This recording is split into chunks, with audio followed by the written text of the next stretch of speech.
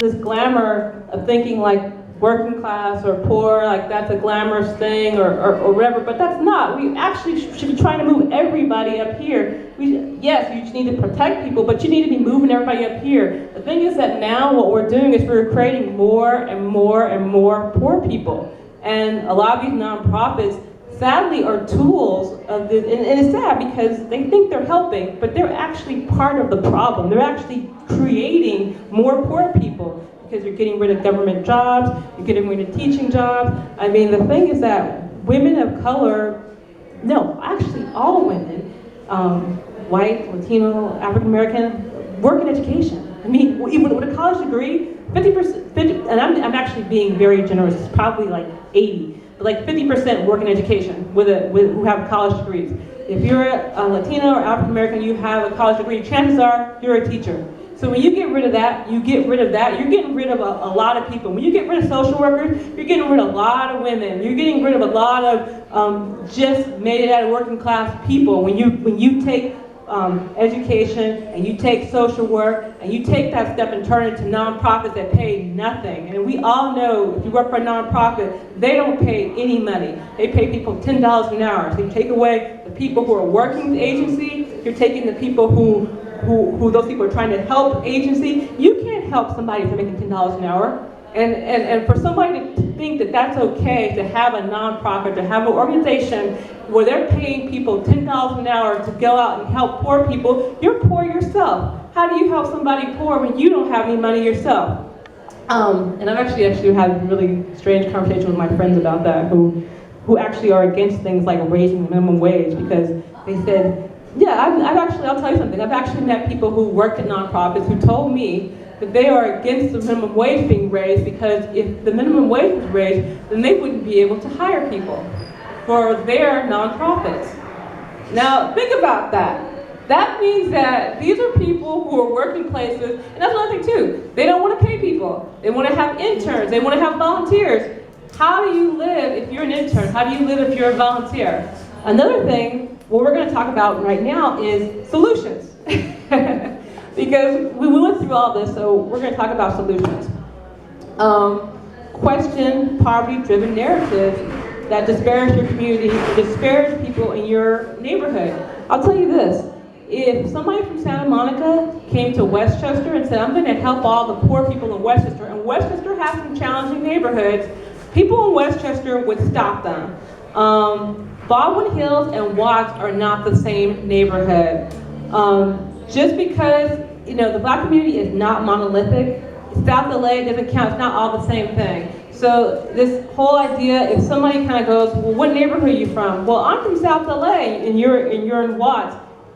And this person says they're from South LA, first ask them, what neighborhood do you live in? Because that's not a neighborhood. South LA is not a neighborhood, everybody knows that. Just like, when you say East LA, well, I live on the east side, what neighborhood do you live in? Don't be afraid to, just because someone's the same ethnicity as you or the same race as you, don't be afraid to challenge them, because these nonprofits and these corporations that fund these, not foundations that are owned by corporations that fund these nonprofits, they know the game, they're smarter now. They know they're not going to send some white guy, they're going to send somebody like me. I know, I used to be an organizer.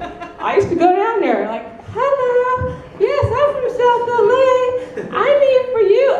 I already know this game. I already know. That's why, and that's why I'm telling you. I'm telling you the game because I'm telling you how to not be part of that system. Another thing to do is support public schools. I know it sounds, everybody kind of has this thing where they're talking about schools and how they're so horrible. Well, everything you can do in a charter school in regards to being involved and participating, you can do it at a public school. And you'll be able to do it in a public school forever. Not just until all the public schools are gone and then they can, shut off your rights. Take profit out of poverty. And I'm not talking about for the people who are poor, I'm talking about for corporations. Don't make it they can make money off of people being poor. I'm really against Section 8 and food stamps. Not that I'm against Section 8 people having food and shelter. I think it should get cash. And a lot of people are kind of like, how do you know? Because they might not know what to do. Well, you know what? There are people who are middle class don't know what to do with their money. That's really not our problem. That's not your problem. You know, some people's poverty. I feel that your economic circumstances is nobody's business but your business. Why do we need to have these special programs where we have, here's a little piece of, you have to give this token for this food, you gotta give this token. We have a technology now. You know, maybe a long time ago we didn't have a technology to send everybody a check. Now give everybody a Visa card and put the cash on there. If they spend all that on beer, then so what? There are people who are middle class, who are rich, who are affluent, that also spend all their money on beer. Then they can go to rehab or do whatever they do. We have Obamacare, so not my problem. No, but I mean seriously, because right now they're making money off of poor people, and we have to take that money out for corporations, make it so it's not worth it for them to jack up rent so they can get that voucher. You know, the thing is that if they have money to pay rent, then they can kind of shop around and just like everybody else. And also too, you have more neighborhoods that are more mixed because, oh, okay, well we can all afford $800. So you have a person that maybe that's on welfare, living next to a teacher, living next to it, and that's always a better thing. It's always bad when you have groups of people, especially, you know, that are really severely oppressed, living all in one area, because you get jobs, you get opportunities by being you get jobs and opportunities by being next to people who have jobs and opportunities, because every job I've ever gotten because I know somebody, okay? I've never sent in an application, just got a job as an adult. I mean, maybe that happens, just not for me. All right, but that's kind of like the solutions that I have for you guys. I thank you so much for listening and being such a great audience. And you, especially you gave some really good little, what's your name? Me? Yes. Cartographer? Cartographer? Oh, well, thank you. I thought you gave some really nice little insights. Oh, and what's your name? Annis. Anne? Annis.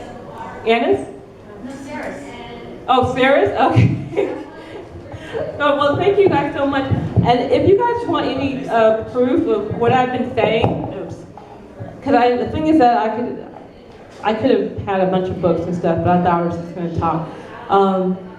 You can email me at brickbatreview@gmail.com. BRICKBATREVUE. I guess I should have written that down because you're probably not going to get that. Well, I'm Tinkelark Fleming. You can take one of my newspapers. This is my community newspaper that I do with my husband. So, thank you so much. Is there any questions? No? Okay. Yes. Sorry, yes. I missed the workshop. I was interested in it, but came too late. That's okay. That's okay. I think I taped myself. So, yes. How do you combat gentrification if it's a big event? For example, the 2012 Olympics, the Summer Olympics for, I think it was UK, Britain. Anyone remember? I know you're talking about Brazil? What they did was, I read about it, but they found a place, you know, what you said, and they gentrified it. So they pretty much cleared everything out, and obviously they built the foundation. So all those poor people got moved out. Yeah. Brazil. Yeah. For everywhere they cover. And for like everywhere. And that's for the Olympics. How do you combat that? How do you? Well, the thing is, how you combat that is that it's probably a larger process, but you combat that by not having so many poor people. I know that sounds crazy, but you have to make sure that you're not okay with creating poverty and keeping poverty there. It shouldn't be this really huge separation between the people who have a lot and people who have a little. Because when you have that, then you can do that. That's the thing. People who have no power are very easy to move. And by the time you get to that point, you should have been kind of doing something before. So it's kind of like eliminating poverty, eliminating that before it happens, making sure that people have an economic base and they can economically create and support and get their way into the middle class and have a comfortable lifestyle. You know what I mean? I mean, at that point, it's so hard and it's so late. It's something, you know, but I'm sorry. So I don't know. I guess that should be the answer. I don't know. It's so hard, isn't it? But thank you. Thank you so much.